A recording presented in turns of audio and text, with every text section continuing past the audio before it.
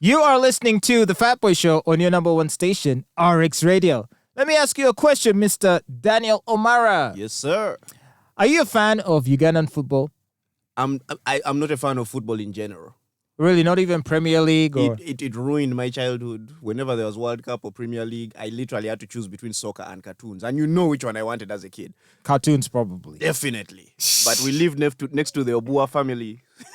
The Obua, that was the football player. The Dennis Obua, David Obua, their dad. The whole family was about soccer. Of course. So they would move into our home to watch soccer. And I would go there to watch porn. Instead of cartoons. Oh, okay. Yeah. Ruined my childhood. That's why I hate soccer. But where were we going with this? Well, soccer is popular all over the world. Yeah. Football is a much beloved sport. And in Uganda, although there's a lot of love for it, there isn't as much love for local football. A lot of the football that people are watching is the European football, right? Yes. And in particular, British football. Yes. And so what can we do to boost the people's interest in local football? Different companies have tried to get involved to sponsor these leagues. Many of the major telecoms and breweries have pumped money into local football to try to boost it. And it hasn't yet quite gotten the traction that you would think it could get. Now, Bebe Cool, local artist Bebe Cool, has come out with a very interesting suggestion that merits consideration. So check this out. He was, I can't remember where he was saying this, but he said that music and sport work in tandem. For example, over the weekend, Rihanna performed at the Super Bowl. How many people who literally didn't know anything about the NFL but watched because a musician was performing?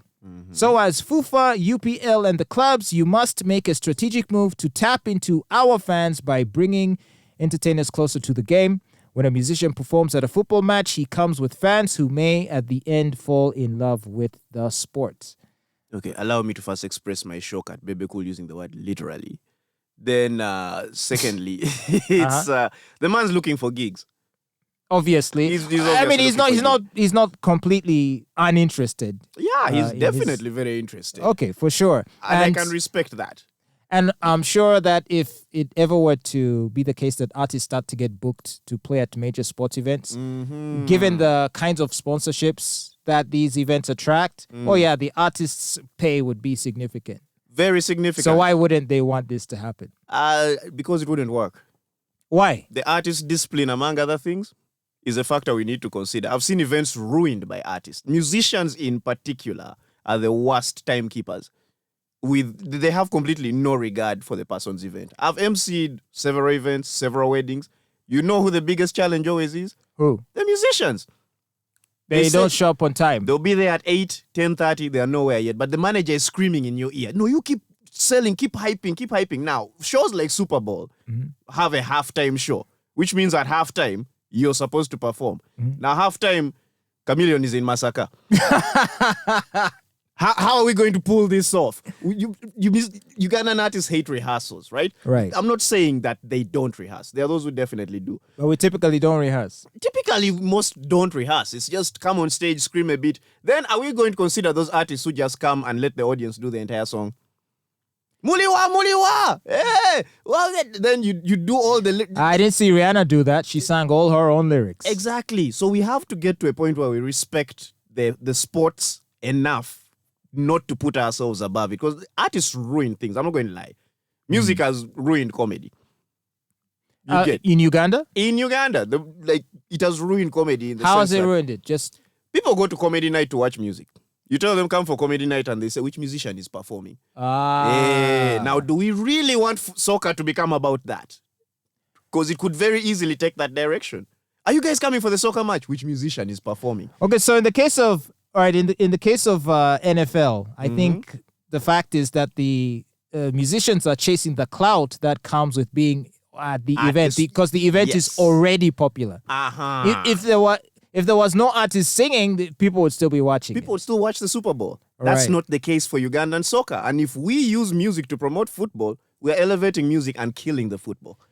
The way I was initially thinking of it is that obviously, if you said, for example, Sheba is going to be performing at one of the major games, Shiba, who has a huge following, one of the biggest artists here.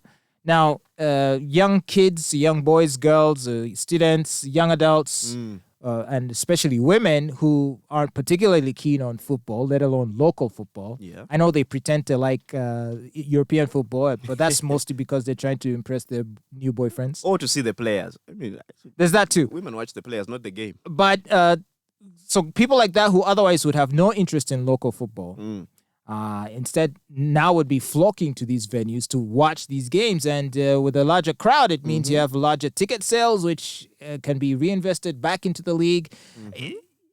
At first glance, it seems like a win-win situation. But if you look at it more long-term, I can see the point you're making, which is that you run the risk of then making the football tournaments about the entertainment rather than about the sport itself. And the day you don't feature a musician, nobody watches the soccer. So priority should be on building up the soccer league, to a point where people enjoy it because it's soccer. We know the players' names, we love them, we like them. They need to improve the management of the whole thing. Beef it up and make it a solid product that other things can grow off of, as opposed to it growing off of other things around it. I think that makes a lot of sense. And so for Bebe Cool, who obviously has his own selfish reasons for why he would want, because he would be among the first artists picked. Definitely. It's Bebe, Camille, Bobby's off the list, but then Shiba, Rema.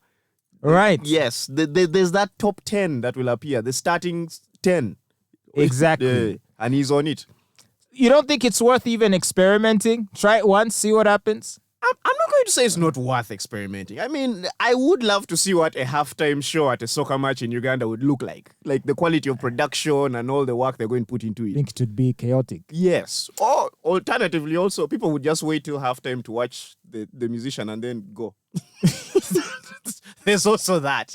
Well, I lean towards giving it a shot and see what happens. And if the end result is that people end up caring more for the entertainment rather than the football, it means that the football wasn't worth caring for in the first place. Sadly, you're right on And that. you will just have to live with it. You allow. Keep listening to your number one station, RX Radio. This is the Fatboy Show.